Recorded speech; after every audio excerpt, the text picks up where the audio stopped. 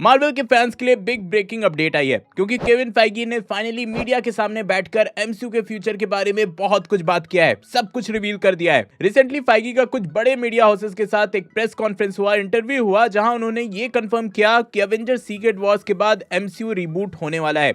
नए फेसेस के साथ पुराने कैरेक्टर्स वापस आएंगे और फोकस शिफ्ट होगा म्यूटेंट्स और स्ट्रीट लेवल हीरोज पर। वैसे ये बात ऑलरेडी रूमर थी, बट फाइनली खुद केविन फाइगी ने ऑफिशियली कंफर्म किया और कुछ एक्स्ट्रा डिटेल्स भी दिए। उन्होंने ये भी क्लियर किया कि उनके पास 7 साल का एमसीयू का रोड मैप भी रेडी है जो 2032 तक जाता है, और इंटरनली मार्वल स्टूडियोज इस रोड मैप को फ्लेक्सिबल रखते हैं, जहां टाइटल्स को कॉन्स्टेंटली रीपोजिशन किया जा रहा है based on story, development speed और ऑडियंस का रिएक्शन। केविन फाइगी ने ये बोला कि end game was about endings but secret Wars is about beginnings. उन्होंने ये भी मेंशन किया कि रिबूट वर्ड थोड़ा उन्हें स्कैरी लगता है, इसलिए वो इसे रीसेट ऑफ सिंगुलर टाइमलाइन कह रहे हैं, यानी कुछ एलिमेंट्स रीराइट होंगे लेकिन कुछ एलिमेंट्स को रिटेन भी किया जाएगा। इस सॉफ्ट रीसेट के थ्रू एमसीयू खुद को रिफ्रेश करेगा, जहां नए आयरन मैन, नए स्टीव रॉजर्स जैसे लेगेसी कैरेक्टर्स नए एक्टर्स के साथ वापस आएंगे। फाइगी ने जेम्स बॉन्ड का एग्जांपल देते हुए कहा कि कैसे ये कैरेक्टर अमर है एंड डिफरेंट एक्टर्स इनको डिफरेंट टाइम में जिंदा रखते हैं, और कंफर्म किया कि रिकास्टिंग एक नेचुरल प्रोसेस है। क्रिस हेम्सवर्थ का थॉर कंटिन्यू कर सकता है क्योंकि फाइगी के वर्ड्स में बोले तो he is still in his prime. Tom Holland का स्पाइडरमैन भी मोस्ट लाइकली रिटेन्ड ही होगा। टिचाला को भी नए एक्टर के साथ रिकास्ट करने का प्लान है जो रीसेट के बाद ब्लैक पैंथर की लेगेसी को कंटिन्यू करेगा। मार्क रफेलो के हल्क को सैवेज वर्जन में वापस लाना भी कंसीडर किया जा रहा है क्योंकि स्मार्ट हल्क वाला वर्जन फैंस को उतना ज्यादा पसंद नहीं आया।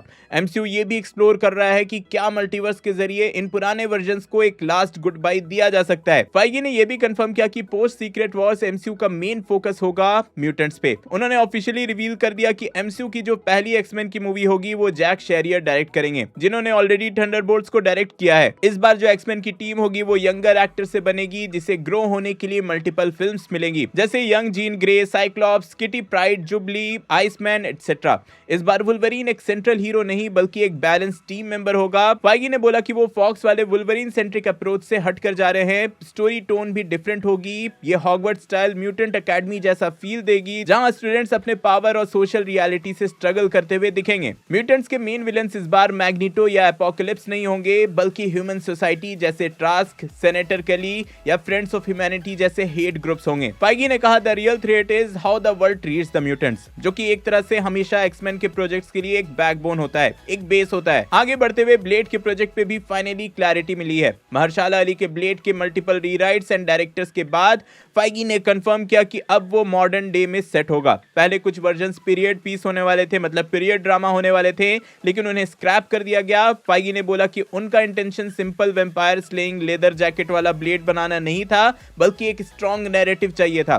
Blade most likely secret Wars के बाद रिलीज होगी। फाइगी ने ब्लेड के कैरेक्टर को एक्सप्लेन करते हुए एक स्पेसिफिक लाइन बोली है, we didn't want to just throw leather on Mahershala and have him slash vampires, that's not storytelling. Blade का रोल एमसीयू में फ्यूचर सुपरनैचुरल कॉर्नर के लिए बेस बिल्ड करेगा, जिसमें डॉक्टर स्ट्रेंज, मून नाइट और Elsa Bloodstone जैसे कैरेक्टर्स के साथ टीम अप्स हो सकते हैं। Then Spiderman brand new day के लिए मेजर कंफर्मेशन दिए गए। केविन फाइगी ने बोला कि ये एक स्ट्रीट लेवल स्टोरी होगी, जहां टॉम हॉलैंड का स्पाइडरमैन फाइनली एक प्रॉपर स्पाइडरमैन बनेगा। इसकी नेक्स्ट ट्रिलॉजी की ये एक नई शुरुआत होगी। No more Iron Man gadgets, no multiverse mess, सिर्फ एक ग्राउंडेड एनवाईसी हीरो। फाइगी ने कहा for the first time in Tom Holland's journey he is finally true Spiderman. इस मूवी में जॉन बंथल का पनिशर भी मेजर रोल में होगा। पनिशर थोड़ा टोन डाउन होगा, स्पाइडरमैन के टोन के हिसाब से कह सकते हो कि उसे थोड़ा टोन डाउन किया जाएगा, लेकिन ग्रिटी रहेगा। डायरेक्टर डेस्टिन डैनियल क्रेटन, जिन्होंने शैंग-ची भी डायरेक्ट की है, वही इस मूवी को भी डायरेक्ट कर रहे हैं, और इस फिल्म के लिए 8-9 आइकॉनिक कॉमिक बुक कवर्स को रिक्रिएट किया जाएगा, जिसमें स्पाइडरमैन और पनिशर के आइकॉनिक मोमेंट्स होंगे। हल्क का कैमियो तो कंफर्म यहाँ नहीं हुआ, लेकिन पॉसिबिलिटीज अभी भी ओपन है। ह्यूमन टॉर्च और स्पाइडरमैन की टीम अप का भी हिंट मिला, जो कि फ्यूचर में पॉसिबल है। मतलब जैसा कॉमिक बुक में हुआ था वैसा इन फ्यूचर स्पाइडरमैन की स्टोरीज में दिखाने की कोशिश की जाएगी। स्पाइडरमैन पे बात करते हुए माइल्स मोरालेस के फ्यूचर पे भी अपडेट मिला है। फाइगी ने क्लियर किया कि जब तक सोनी का बियॉन्ड द स्पाइडरवर्स रिलीज नहीं हो जाता, जो कि मे बी 2027 में रिलीज होने वाला है, तब तक MCU live action miles Morales को यूज नहीं कर सकता। तो बेस्ट केस सिनेरियो है कि 2028 के बाद ही हमें माइल्स एमसीयू में देखने को मिल सकता है। फाइगी ने यह भी कहा कि उन्हें माइल्स लॉन्च करना है with care, that character deserves his own spotlight. Deadpool और वुल्वरीन के लिए फाइगी ने बोला कि उनका फ्यूचर ओपन है।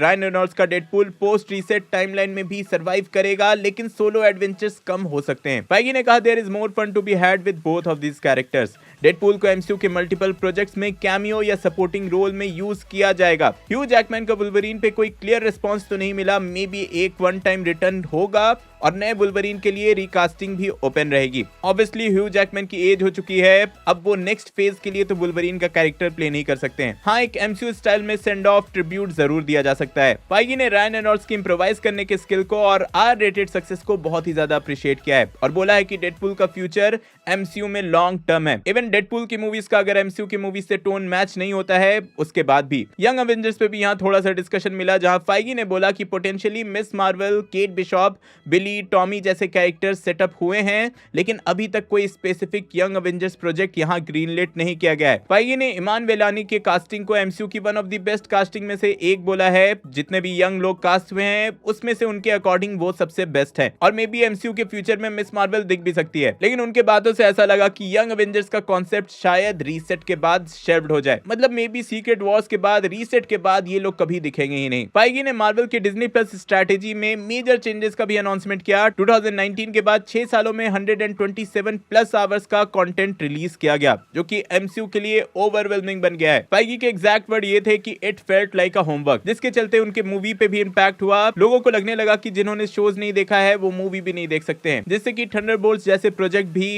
इंपैक्ट हुए। शोज को लेकर फाइगी का प्लान अब बिल्कुल क्लियर है कि अब से हर साल सिर्फ एक live action MCU series release की जाएगी। लोकी और वांडा विजन जैसे शोज तो सक्सेसफुल रहे, लेकिन ओवरऑल उन्होंने एक्सेप्ट किया कि क्वांटिटी ने क्वालिटी को कॉम्प्रोमाइज किया है। Shows like Secret Invasion, She Hulk and Echo ने व्यूअर्स का इंटरेस्ट लूज कर दिया। फाइगी ने बोला कि फ्यूचर में शोज सिर्फ तभी बनेंगे जब वो थिएट्रिकल फिल्म से नैरेटिवली कनेक्टेड होंगे और बहुत जरूरी होंगे, या फिर ऐसे शोज रहेंगे जिसको मूवी की ऑडियंस नहीं भी देखेगी तो फर्क नहीं पड़ेगा, मतलब sort of disconnected shows. Then यहाँ पर फेज 4, 5 में दिखाए हुए पोस्ट क्रेडिट सीन्स की बात हुई। एटर्नल्स के स्टार फॉक्स, हरकुलेस, क्लिया एटसेट्रा के फ्यूचर पे भी फाइगी ने बहुत कुछ डिटेल दिए हैं। उन्होंने बोला कि इनमें से कुछ कैरेक्टर्स वापस आएंगे और कुछ का नाम कभी नहीं लिया जाएगा। रीसेट के थ्रू मार्वल इजीली इन थ्रेड्स को ड्रॉप कर सकता है या रिविजिट कर सकता है। जैसे इनक्रेडिबल हल्क के लीडर को 17 साल बाद वापस लाया गया, वैसा कुछ भी हो सकता है, या फिर रीसेट के नाम पर ऐसा दिखा दिया जाएगा कि ये कैरेक्टर अब एग्जिस्ट ही नहीं करते हैं। ये भी क्लियर किया गया कि पहले के जैसा अब पोस्ट क्रेडिट सीन ज्यादा थॉटफुली लिखे जाएंगे, ताकि वो सिर्फ टीज ना हो बल्कि पे ऑफ भी हो। आई गेस जो लोग भी मेरा चैनल फॉलो कर रहे हैं तो भाई उनको याद ही होगा कि इसी सेम प्रॉब्लम पर